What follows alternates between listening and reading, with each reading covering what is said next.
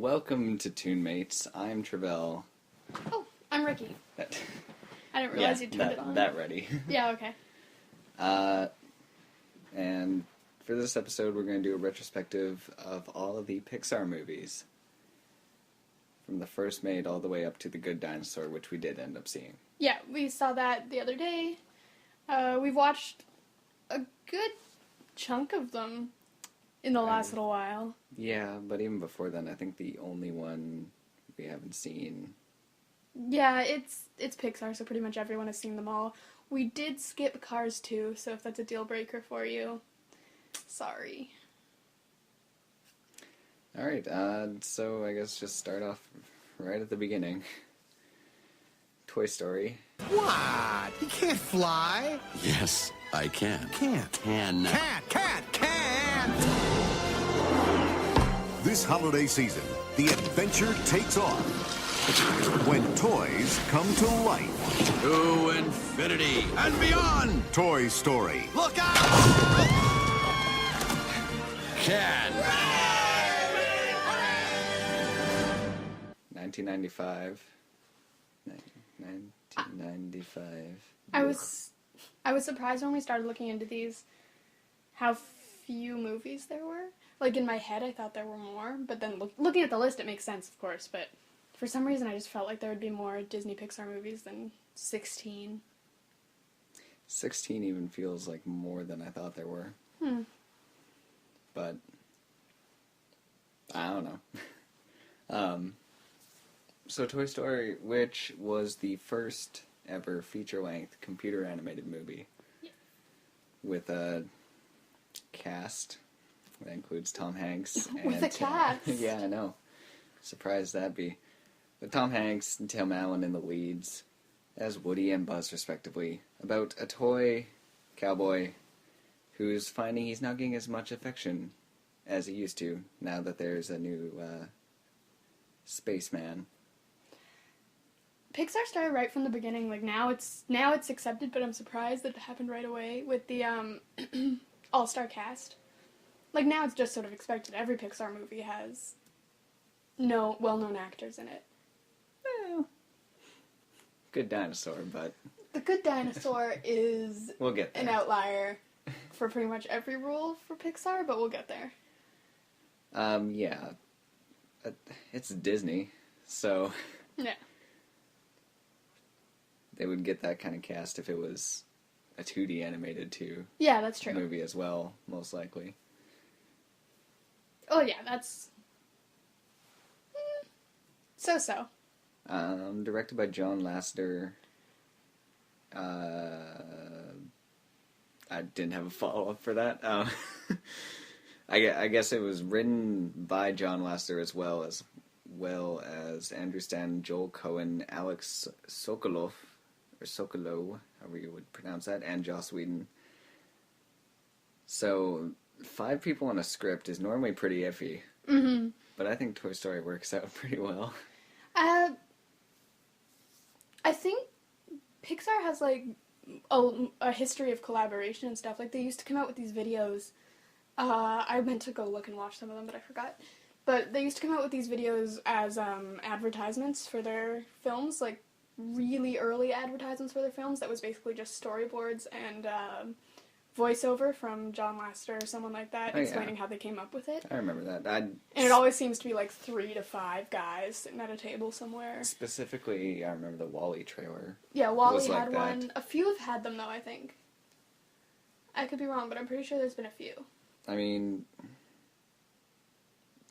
it's Toy Story. It's kind of just kind of like in movie history, not only for being like the first movie of that, is still just is a... Like, I don't think many people would know it was the first of its kind. I didn't know. Yeah. Before you told me, but... So, but it's just in pop culture and knowledge so much now that it's kind of incepted itself. Yeah, it's... I mean, like almost any Pixar movie, it's iconic. Most of the movies they come out with have been... Pretty much every world they create becomes its own beloved thing for one reason or another. Toy Story sort of set the bar really high, and then they just kept up with it. They're pushers, you know what I mean? Like, they push things. With this, it would have been the animation. Sometimes it's a message, this, that, or the other. Mm-hmm.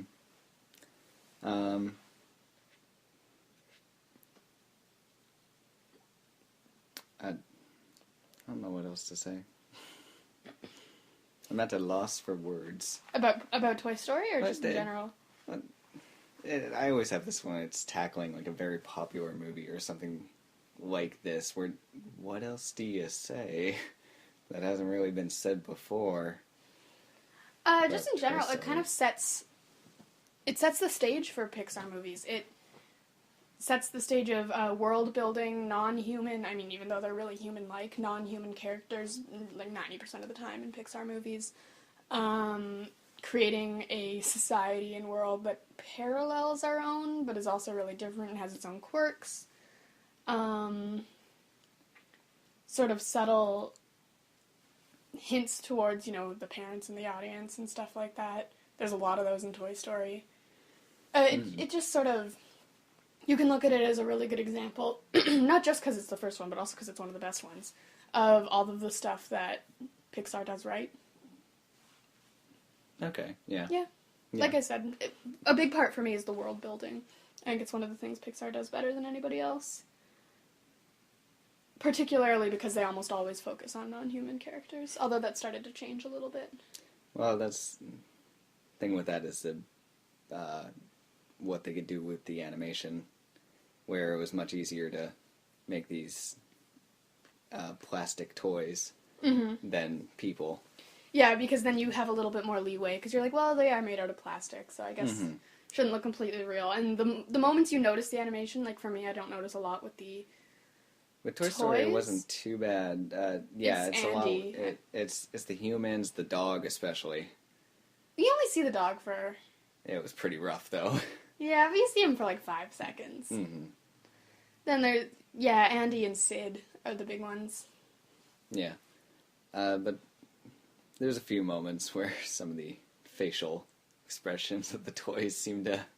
A little off. Seemed a bit off, but yeah, for the most part it's held up pretty well, and kind of by doing a choice of doing toys over humans, because they couldn't really, unless they all looked like Andy and Sid. Mm-hmm. So what... You're more of a Disney fanatic than I'm... Did you have, like, all the Pixar movies on VHS or DVD? I had some of them. I didn't have all of anything on VHS, because by the time I started owning things, it was DVD, but I had mostly the princess movies on VHS, but I know I had Toy Story. But, like, it would have been Toy Story, and then I didn't really like Bug's Life as a kid, because Bugs freaked me out. Toy Story 2, and then pretty much everything after that I owned on DVD. Okay. Yeah, my house more had kind of like a grab bag of everything, but none of everything. Mm-hmm. So, like, we had Toy Story, Bug's Life, Toy Story 2, Monsters, Inc., Nemo, I think Incredibles, but then after that, like, nothing, and Oh, you know what? I think I did have times. Nemo on VHS. Now that I think of it, I can't remember what I had and what like my friends had, because that all gets mixed up in my head. But And other movies at the time were kind of hit and miss. Like, I didn't have Aladdin. I didn't have a lot of the Disney Renaissance features. I had pretty much all those, I think. I don't think I had any now that I think about it. I had the like silver and gold collection VHSs, for those of you who know what that is. Sorry, I was wrong. I had a recorded off TV version of Little Mermaid. I'm not really sure how my version of Little Mermaid came to be. We're super off topic. But I'm not really sure how my version of Little Mermaid came to be, because it was a 2-sided VHS that had, or not 2-sided, but like 2 features that had the Little Mermaid and Oliver and Company. Huh. So it's probably not the Little Mermaid one that has the dick on the cover. No, and it's not a dick. It looks a bit like a dick. I didn't know they did like double features like that though. I don't think it's intentional. I'm pretty sure that I may have an illegal copy of The Little Mermaid. Some bootleg. Because after a lot of the stuff I have was given to me after my house burnt down by, like, generous people. So it was probably something one of them gave me. We've gone so quickly from why Pixar is great to the fact that there's a dick on the cover of The Little Mermaid, and now you're just showing me pictures of said dick. Yes, It's a dick. There's a dick on the cover of Little Mermaid, and the priest at the wedding has a boner. We can all get over it. Does he? No, it's his knee. It is his knee, but people are obsessed with saying he has a boner. All right. So anything else to say about Toy Story? Since the moment we brought it up, I've run my run on it. I would say we've pretty much said it. It sets the stage. It was early, first computer animated.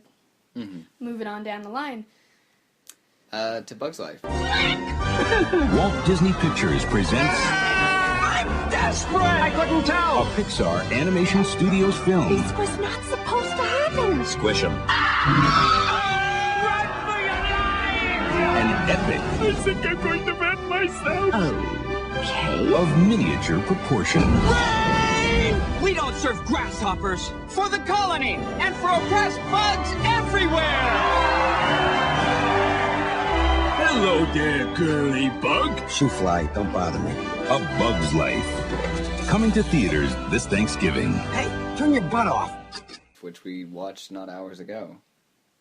Yeah. I hadn't watched it since I was a kid, because like I said, it freaked me out. Pretty much anything with bugs freaks me out still, but Bug's Life's cute. Again, a society outside of our own that they create. Very human-like. Really human-like, but with its own quirks, Mm-hmm. specific to whoever the society is made by. Bug's Life is one of my favorites. I watched this a lot more than Toy Story growing up, although we had both.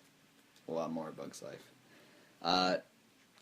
And coming back, like, just having also not seen it in a good amount of time. Just I was most surprised by the cast. And again, like an all-star cast, but more comedians, I guess. Yeah, Dave Foley, Julia Louis-Dreyfus. Richard Kind, David Hyde Pierce. But I mean, Kevin Spacey. Kevin Spacey, who, what is this, 98? This is him, okay, it's not him coming right off of 7, but I love Kevin Spacey. I will probably watch anything he's in, and to realize that he was in Bug's Life was a treat. Sorry, I was thinking. Oh, I thought you were, like, and about to speak, and then it was just... Editing. They also start, sort of, as the movies go on, you can see they've got staple actors, like the voice you'll hear in every single Pixar movie, and so on. Mm-hmm. Who's the one that's in every... That's in every single one? I wanted to say it was Joe Ranft, who I was just looking at. Is it Richard Kind? But it might be Richard Kind, because Joe Ranft was not in all of them.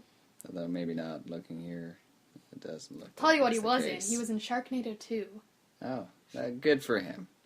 You know, when the paychecks stop coming, Sci-Fi Network will be there for you. Yeah. Also, I like The Seven Samurai, which this is a very kiddie... it's not really a direct pull, but more that a gang of bandits, or in this case, the biker gang of the Grasshoppers, taking over a farm town to take all their resources. Or in this case, a tree and an anthill. Yeah. I have not seen the Seven Samurai. Seven Samurai, yeah. I haven't seen the Seven Samurai, but I feel like it's a common... Yeah, it is. It's an older movie, so it's one that's been taken... I don't even know if that's the original source of it either. Yeah. But yeah, and then he goes and finds Samurai, or in this, Flick leaves the house, and weaves the tree and finds circus performers. Yeah, he finds a bunch of circus performers who think they are, or who he thinks are warriors that are going to help them fight off evil grasshopper Kevin Spacey. Yes. I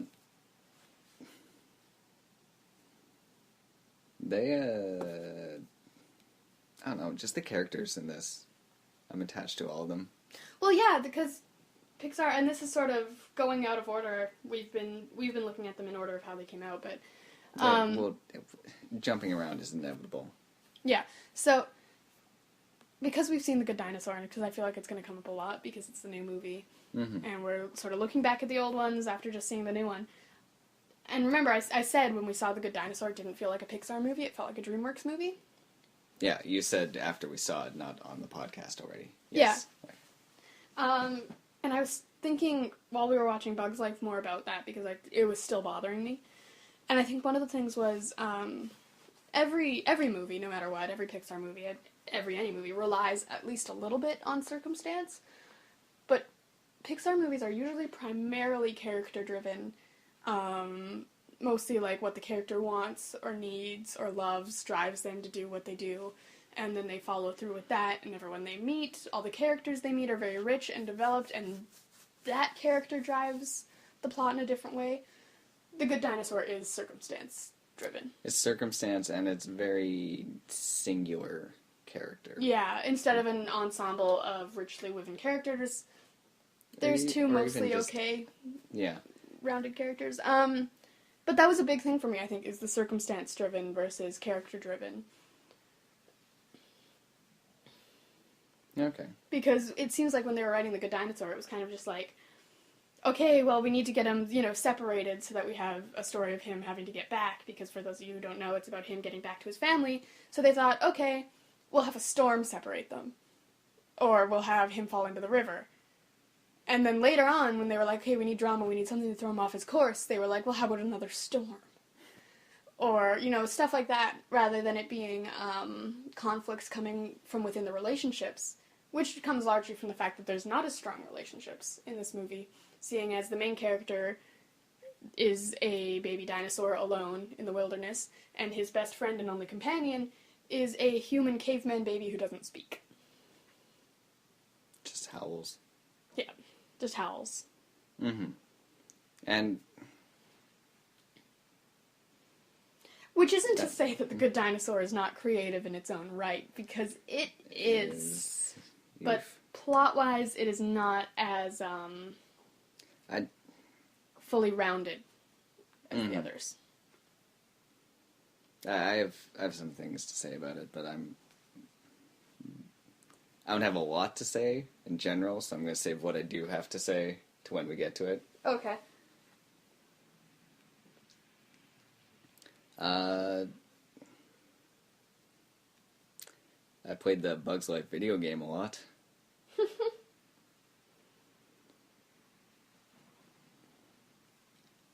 Got a whole 54% on game rankings for its Nintendo 64 version. I did not play the video game, but we're looking at the Wikipedia page for Bugs Life right now. Peek behind the curtain at how intense we are for research. Wikipedia. It's got the Bugs Life video game, and then right under there it's got the theme park attractions. I've never played the Bugs Life video game, but man, I like Bugs World, or a Bugs Land, rather, in Disneyland. Disney California Adventure Park has Bugs Land, and it's fun. There's bumper cars, and Heimlich talks to you, and that's super fun. And they're in the World of Color, which is also mentioned there, which is a nighttime show at Disneyland that makes me cry every time I watch it, and sometimes when I'm sad I watch it on YouTube. Go check it out if you're a Disney lover. It'll get you.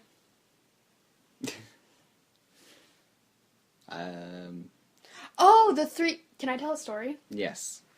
So they do this thing, when I went to Disney World in the 4th grade, they do this thing called 4D movies, where, you watch the thing, but also your seat is rigged so you can feel stuff as well. And the one we went to was Bugs Life, because my parents thought that was a good idea for little 4th grade Ricki, who's terrified of bugs and a huge pussy. Let's go see Bugs Life in 4D. So we did that. And at first it was okay. I was a little freaked out, they'd go air across your feet, and you feel like there's, spiders or something crawling across, and I hated that, and I hated every moment of it, but that's not the point. So I'm tense. I'm worried. There's bugs on the screen. There's bugs around me. Everybody's talking about bugs. I'm disgusted. It's no fun. And then they have the wasps come, and they're supposed to sting you. So there's a bunch of holes in the back of your seat, because a theme park for children should have something like this. A bunch of holes in the back of your seat, and these little wasps come out and sting you. Not real wasps. Just like little, they poke you in the back. And you know what? It doesn't feel good. And I was in the 4th grade, I reiterate, and me and another girl who I was with both ended up on the floor under the seats at Disney World crying. And that's my most prominent memory. When you say Bug's Life, I'm immediately taken back to the floor of a theater in Walt Disney World, and I'm crying under a seat, and that's what Bug's Life is to me. Great movie, seeing it again tonight. It was good, but that's the first thing on my mind every time I think of Bug's Life is me crying over that wasp sting. Because who would put that in a theme park? Who the fuck thought of that idea? It's a terrible idea. Children are going to be terrified, namely me. But whatever. What do I know?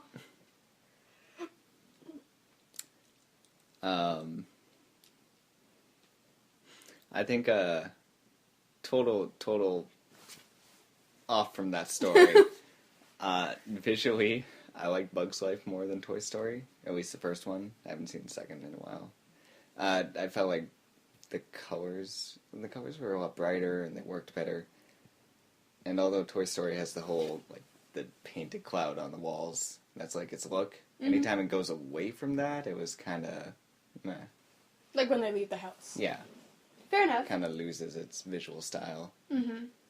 Yeah, I agree. The sort of elementary school colors of Toy Story work best when they just stay in the room.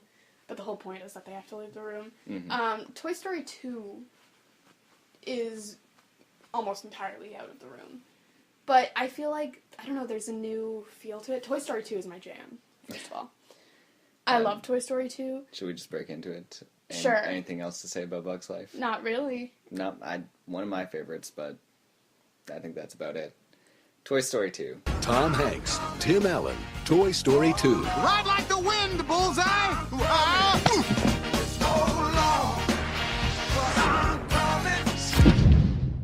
Your jam. My jam. Mostly for even though it's like 1 or 2 scenes that Barbie is in, I love the way they did Barbie, and them visiting a toy store was great because it's one of those holes in the environment that you think of from the first movie that they sort of address. Like the multiples of a single toy. All of them just in a huge row, and how they come out at night and how they spend their lives in these boxes was hilarious. So I loved the expansion of the world of toys, which they've done in every movie, just taking it a step further. I love the collector who takes them and cleans them off and turns them not into toys anymore because it's sort of really Pixar was throwing shade in Toy Story 2. That's exactly what they were doing. They're what? Sorry? They were throwing shade. Sorry, is my hip lingo too hip? Yeah, it's too hip for me. I'm lost. They were, I don't know. How would I explain this to an older relative? They weren't throwing shade. They were being shifty, catty. I don't know. Oh, about collectors? Yeah. Okay, I get. Okay. I get what you're talking about. You're with me? Yeah. Yeah. Okay, it was Wayne Knight. Cause I could picture picture some of his scenes as Big Al, and Wayne Knight is a perfect choice for that character. Nothing against Wayne Knight, but he kind of breathes the lives in his mother's basement. Oh, definitely. He's from Seinfeld, right? He's been on Seinfeld, Third Rock from the Sun, Jurassic Park. Yeah, okay. I mean, he's primarily the guy from Seinfeld. You look at that face and you're like, Newman. Newman. Exactly. Randy Newman. No. But relevant because Toy Story, which has all the music done by Randy Newman, who weaves himself into quite a few At least half. Pixar adventures. A little less than half are all composed by Randy Newman. There's more Cars and Monsters U and Toy Story 3.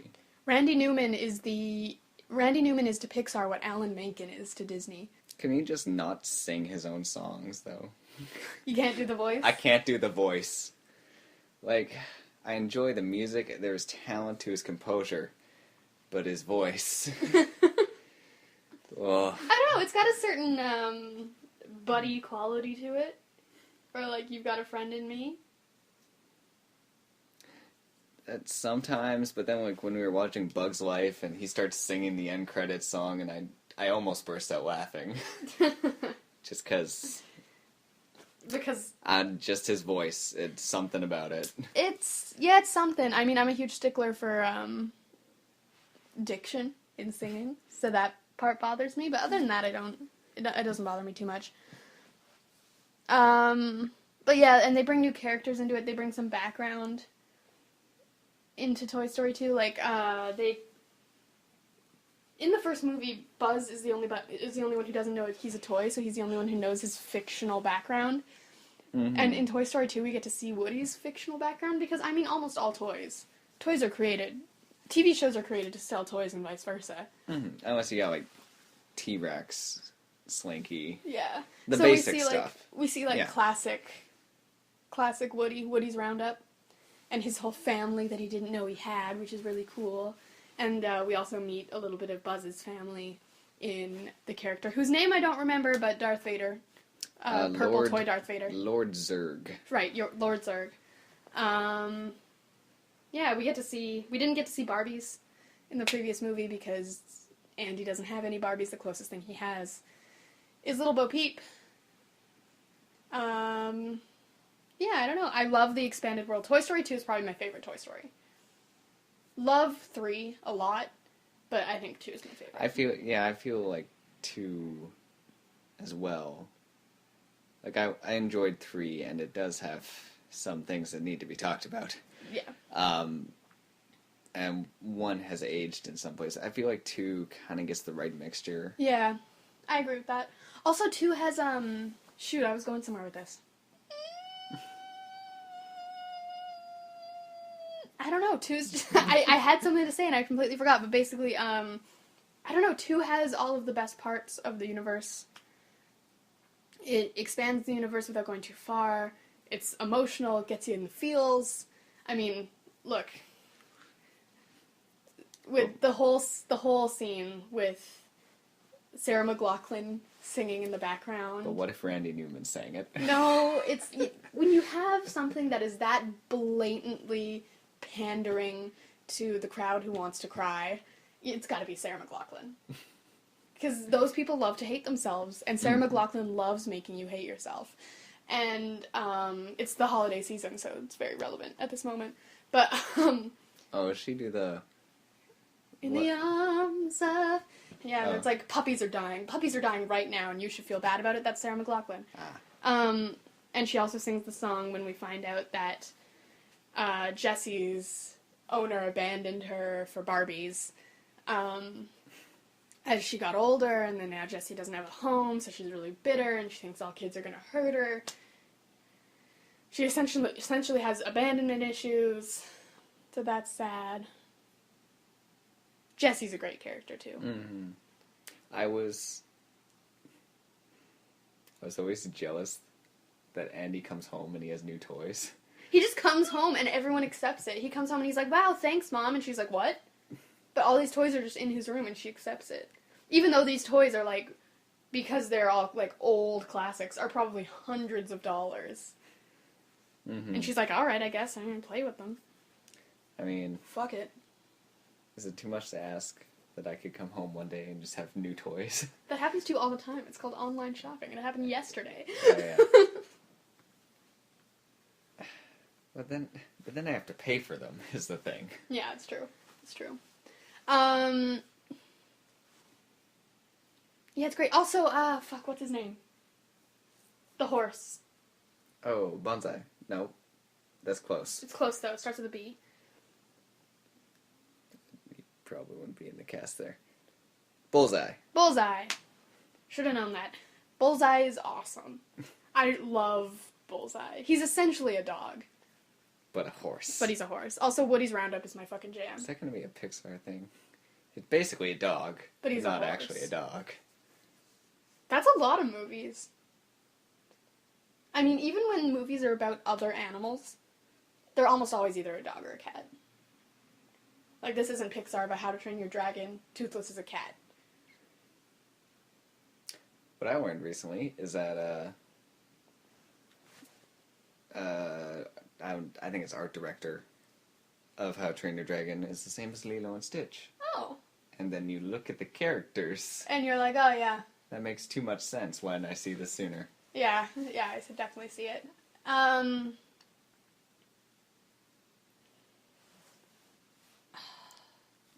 Pixar has such great voice acting. Well, they got the Disney money to get the cast. Got that Disney money! They do, but it's just, I don't know, it's so good and so... They know how to pull your heartstrings, like I said, Sarah McLachlan, but, yeah, I don't know, it's so good. Something that they... Also, another thing I love about Barbie, voiced by Jodie Benson. All hail. Not only is she Barbie, she's also Princess Ariel. Mm-hmm. I want to be her. I want to be Barbie and Princess Ariel. Disney money. She's official. She's an official Disney legend. Is that a title you earn after Yeah, getting so much? they name you like a legend, and they give you like a little thing. Lea Salonga is also one. Wow, I know about this. I know my Disney shit. Fair enough. Pixar has amazing actors. They're very good at making, even if it's borderline creepy sometimes, making non-human things have human emotions and making their human audience empathize with that and feel it. Even if it's creepy, like what? Some what people do you... find... I've spoken to people who find Cars to be a little too far as anthropomorphic. Okay, yeah, I get it. I thought you were going like some specific, like maybe the toys in the first Toy Story, the Sid's toys. I thought you were going with, but no, just like turning. I meant more like in animation and design wise, they find a way to give them very human feelings and features. Yeah. And even when they don't look human, they still have a way to give them real emotions. Like, I mean, who doesn't feel for Wheezy in Toy Story? Who doesn't feel for Big Baby in Toy Story 3, despite them being incredibly creepy? Mm-hmm. And, you know, Monsters, Inc., despite the fact that the main tier grabber in Monsters, Inc. is Boo. The human. Yeah. Yeah, Toy Story 2 is good, like you said, one of your favorites. Mm-hmm. It's probably one of mine, too. I don't know.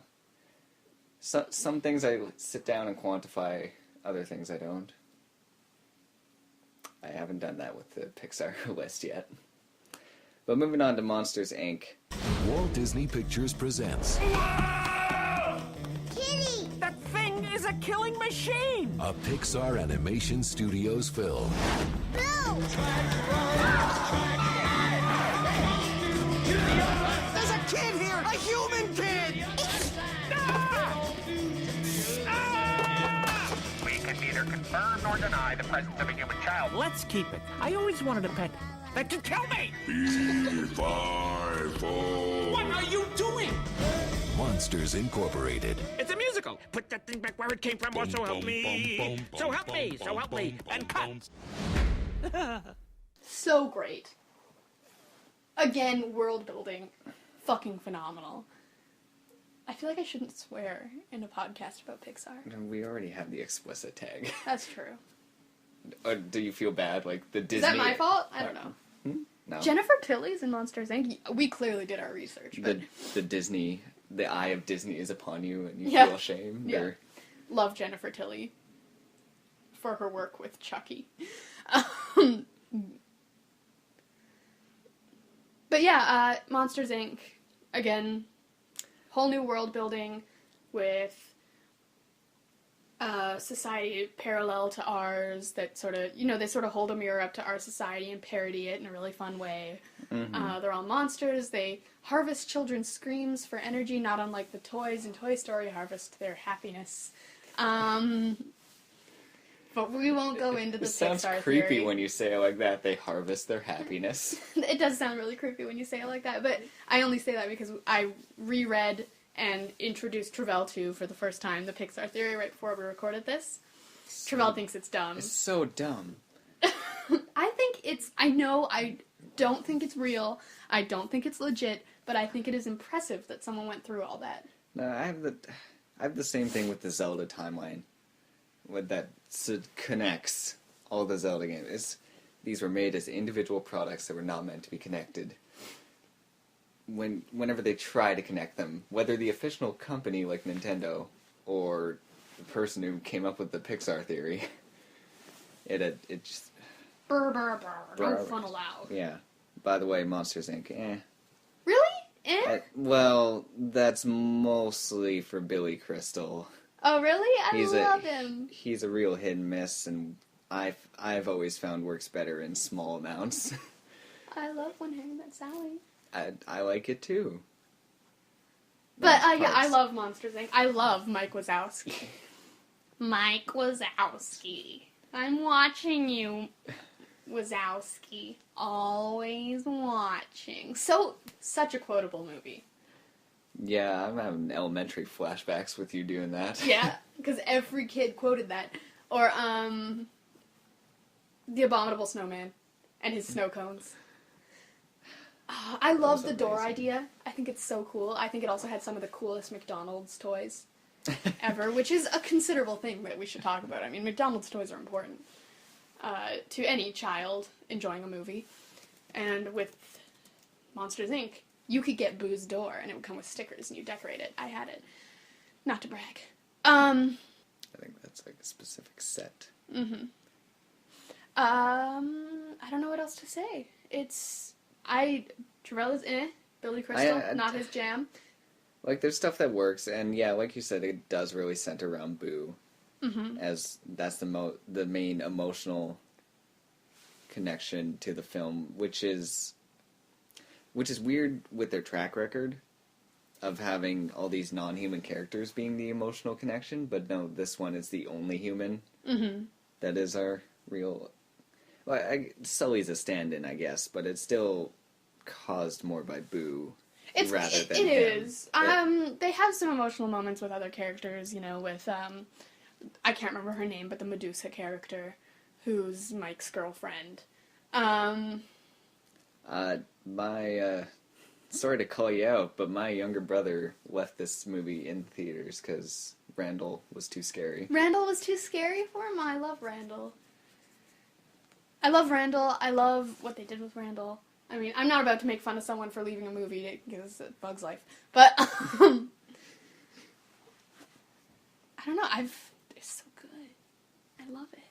I love Randall. Randall's really hateable in the first movie. I love Randall for what he is in the second movie. We'll get to that. Okay. That's a whole nother. He's great. The machine Randall makes scares the ever-living fuck out of me. The scream thing and what they look like afterwards is so scary. I love the, I don't know, most of what I love about Pixar movies, I guess, comes down to world building. I love the simulations they run with the kids. Oh, yeah. Or, like, the guy getting a sock on his back and the contamination. All that's great. Yeah, it has good things. It's mostly just the sheer amount of Billy Crystal in the movie that makes it for me. But all the things I agree with. The world building, the idea of monsters getting screams and the door transporting, that's awesome. Yeah. I love the scene, by the way. There's a chase scene with Sully they're holding onto the doors and the doors are being transported. I love that scene. It's really cool with them opening the doors and going into all these different worlds. Mm-hmm. As well as the opening credits and the closing credits sort of do that too with the doors. Mm-hmm. The doors are just a really cool mechanic. Something, it's a bit more in the second, but still not really, was just how the monster world works. Like, the normal stuff, like, if I'm remembering right, it's been a while, but he just leaves his house in the morning. There's people on the street, paperboy, stuff like that. Very, very much like ours. Yeah. I kind of would like to see more of that, and there is a bit more in University, but it's still... Yeah, like, the this first is one kind of is sort of brushed contained... over. It's contained almost entirely in Monsters, Inc. Yeah, he goes to work every day, and that's what we see. So we don't get to see much of the outside world, with the exception of we know that Mike and Sully live together, and we see some stuff happening in their apartment. Other than that, you don't really see the outside world. Mm-hmm. Monsters University you do, but even then, would you even really... Then would you call University the outside world? Yeah, it's contained in the University. University is hardly the real world. And it's very much an American high school, an American TV show version of University. With the frat houses in a circle. I went and saw Monsters, jumping ahead a bit, I guess. I went and saw Monsters University with Jason opening weekend or whatever, because I worked at the theater at the time. So I just did that opening weekend. I miss going opening weekend. Time's gone by. Anyways, I walked out of it saying, I want to watch Animal House now, because it just makes me want to watch other college movies. College romp movies. Yeah. Another big Pixar person we haven't talked about at all, we've mentioned Billy Crystal like 6 times, John Goodman. Yes, I like John Goodman. Super lovable. Great in this. I love Sully. I love Sully a lot. I really want to hug Sully, which I technically have. I went to Disneyland and hugged Sully, but he was wearing his Letterman jacket, so I guess it was college-age Sully. Oh. Because, yeah, if you go to the parks now, he's wearing his Letterman jacket. Mm. They have the big frat house. That's where he stands. I'd be really fuzzy. He was super fuzzy. What was I going to say? Oh, well, what is... go on with what you're saying, but I'm going to look up the stat on how long it took to render each hair or something. Okay, because he's got a fuck ton of hair. That's he's right up there with Merida. More like Herida. I hate myself. That was amazing. We haven't talked about it at all, but I'm remembering it now because Monsters Inc. had a good one. Shorts. Pixar shorts are a huge part of what Pixar is. Yeah,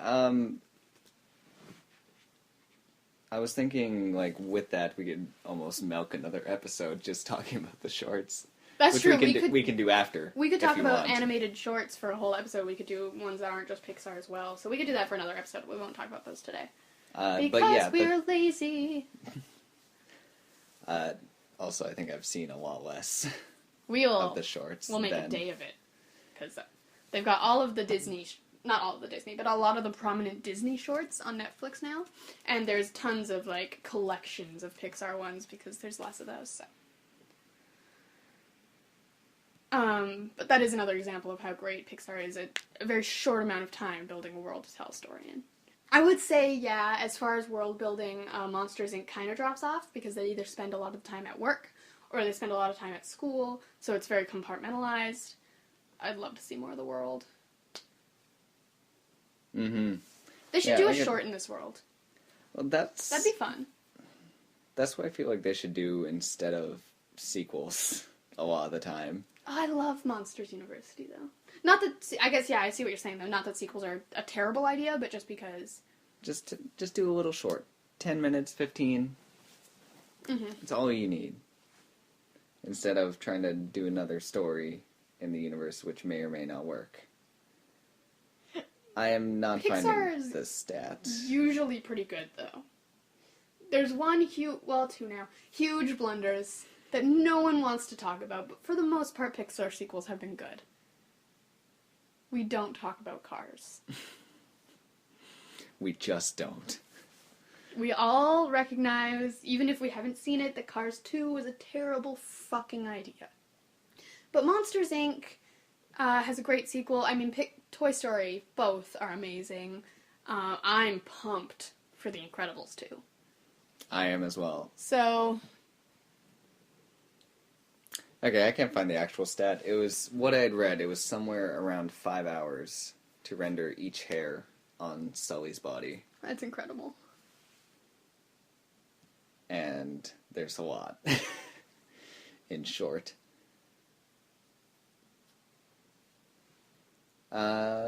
So, anything else to say about Monsters, Inc.? Apparently, I just opened, like, an infographic, because how I do all of my research, again, peeking behind the curtain, for these episodes, is I usually just Google blank infographic, because that's how I receive information better. Apparently, 500 different monster characters in the movie Monsters University. I feel like you can sort of group those two together. We can talk about it more later if you want, but, yeah. This is also just, general Pixar facts as well around here, but yeah. 170 filmmakers on Monsters University. 14 number of cereal options at the free cereal bar for Pixar employees. Oh, here's how many hairs are on Sully's body, if you want that. 5,475,458 hairs on Sully's body.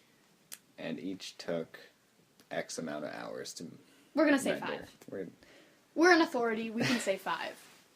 Alright. So... Anything else about Monsters, Inc.?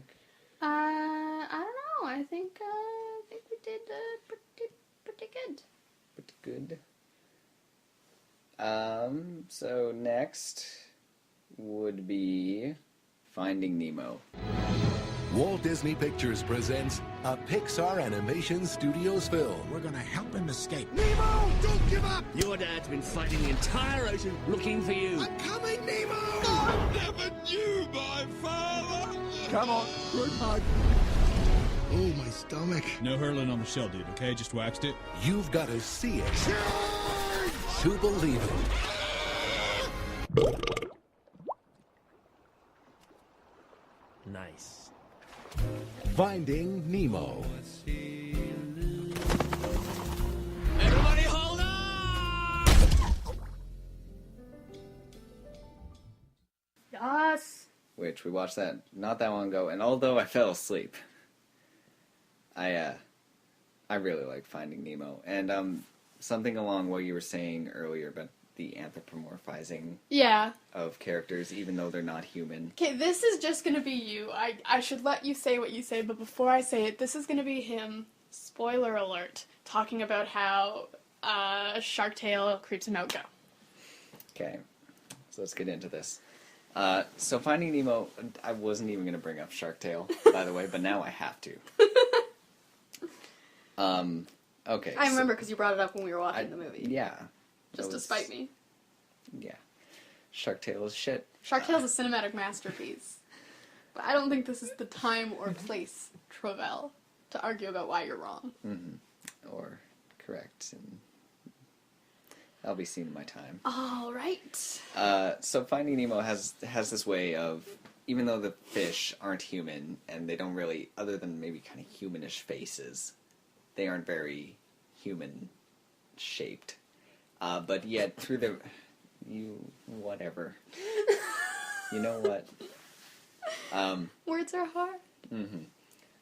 But through how they're animated and how they react, and with the facial emotions, they come across very human.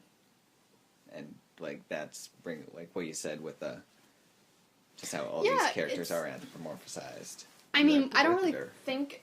it's hard for me to imagine how difficult it would be to come up with a way to make these characters human, because I've already seen it.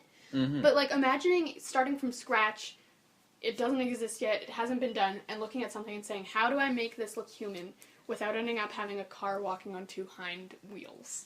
Because that's not going to make anybody happy. Or having a fish that looks like Will Smith. Listen...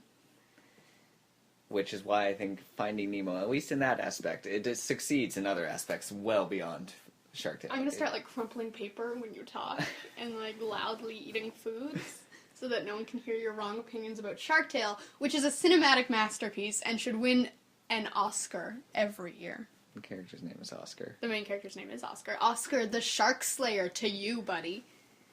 I tried to get our whole house to watch Shark Tale together, and we had to opt out halfway through because some people can't recognize a good cinematic experience.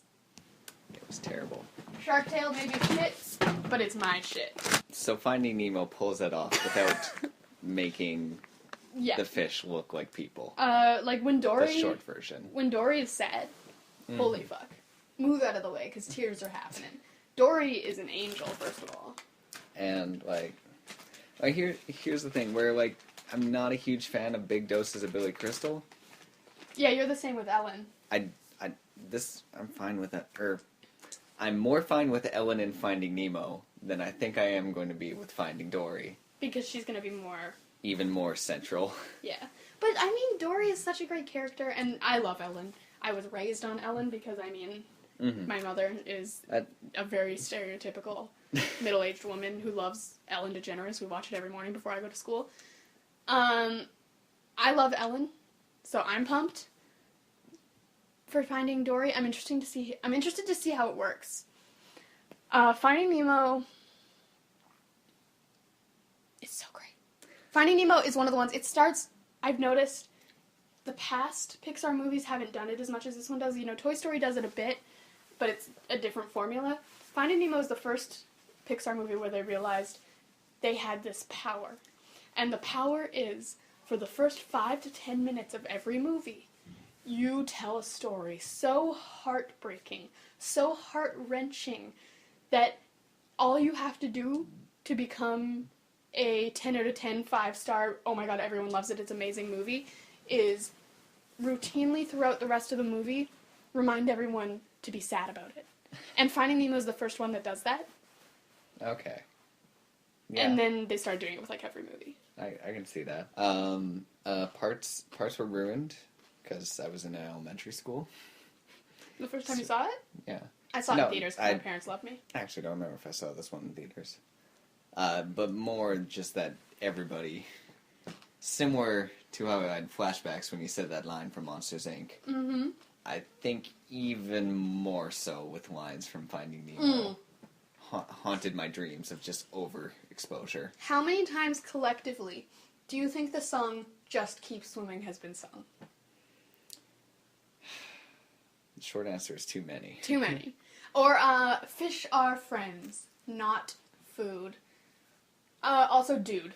Calling everyone dude and everyone bra and talking like the turtles. Crush and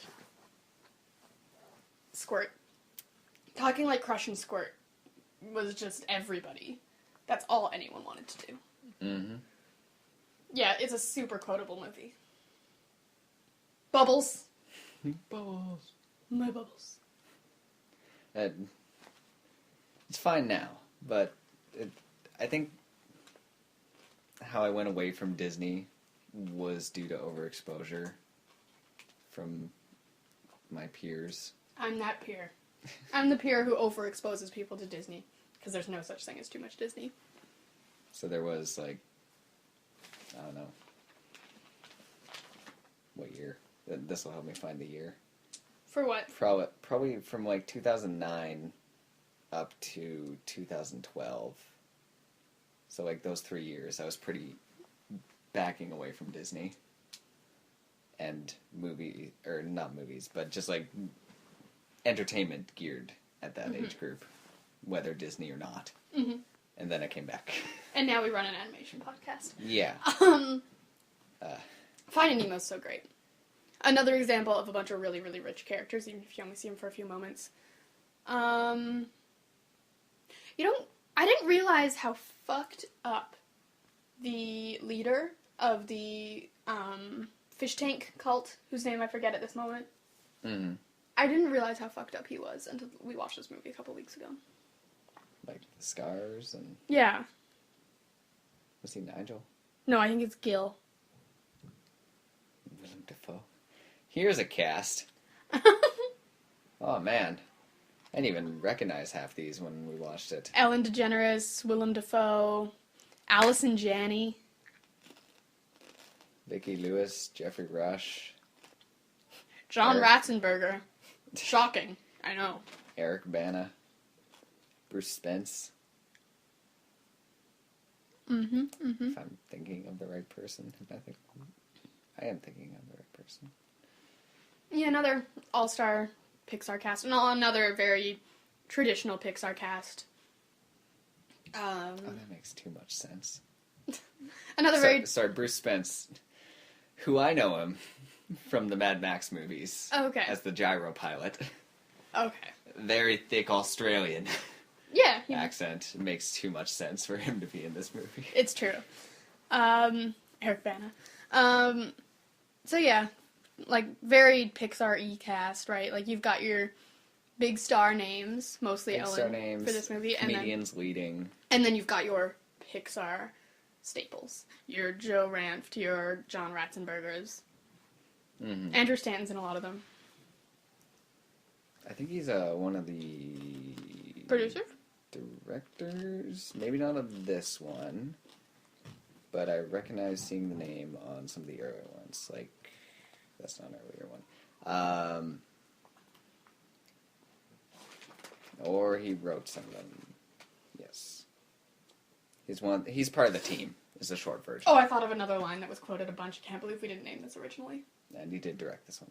Anyways. P. Sherman, 42, Wallaby Way, Sydney.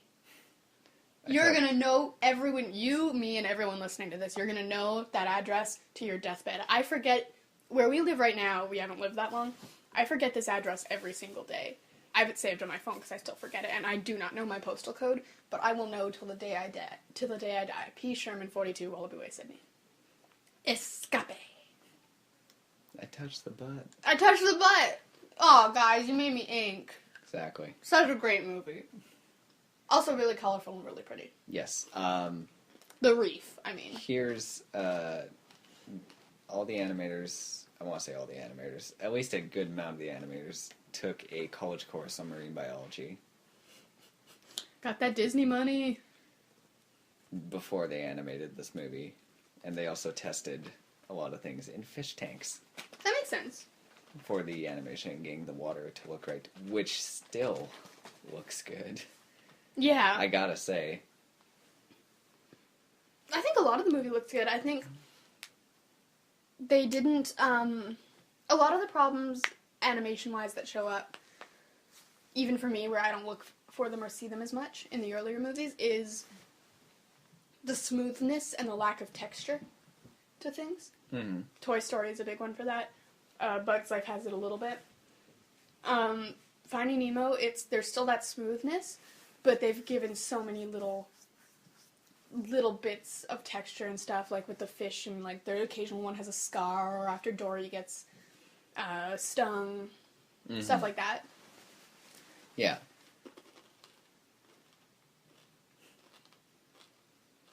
Oh look, krill. Speak whale. Now. Trying to find his son. Okay, now imagine that multiplied by an elementary classroom all doing that at once. Would you say in our relationship that I'm the Dory to your Merlin? Probably. you have slightly better memory. Barely. Barely. Maybe a different dialect?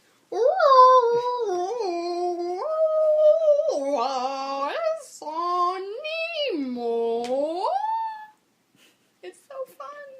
Talking whale is so fun. I love Pixar. It is also the best-selling DVD of all time. Still holds that record.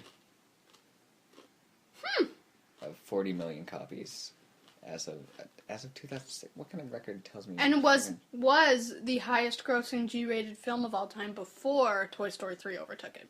Mm-hmm. I'm going to go ahead and say that might not be true anymore. 31 highest gross? Oh, yeah, that's definitely not true. Because assuming that Frozen was rated G, there's no way. Oh, wait. No. This is just a list of... Those are just films. Yeah. But it was the first for G-rated. Yeah, I believe Frozen's rated G. So Frozen probably overtook it, because Frozen was a juggernaut, but... Yeah, at the I would time... assume Frozen's rated G, because some of the stuff in here is kind of dark, and there's bits of blood occasionally. Yeah. And there's not even that in Frozen, so I would assume Frozen would be G.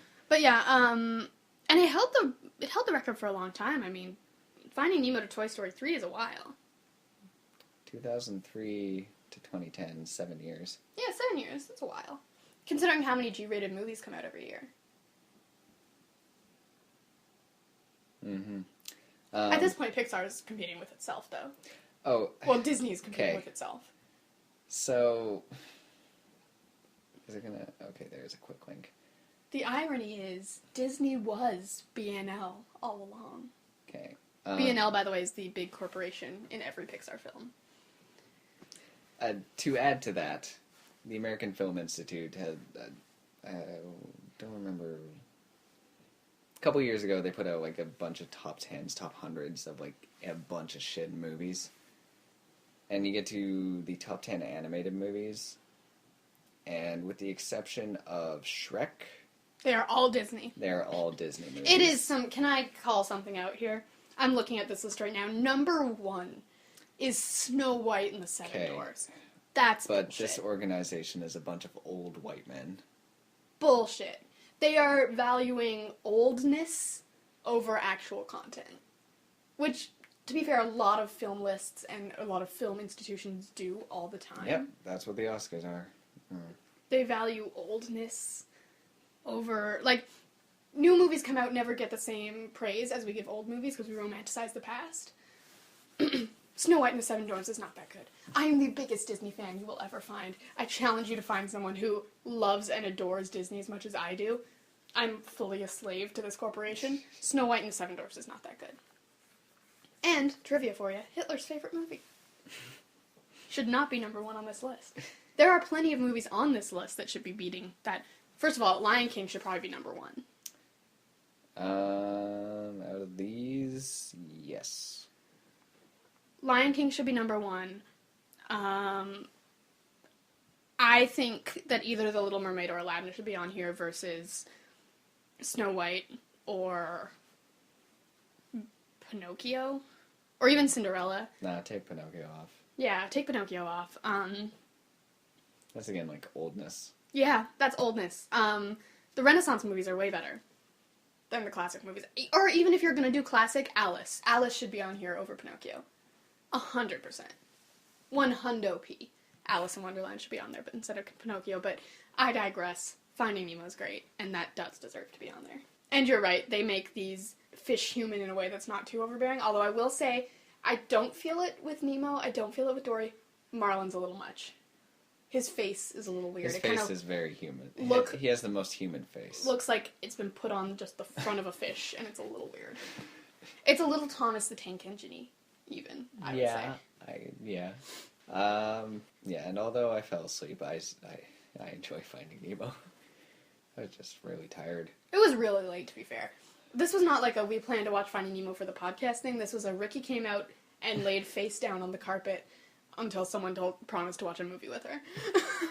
At midnight or later. Yeah. Next time. Voiced by poor Jason Lee. Why is... He's doomed to do chipmunk movies forever, it seems.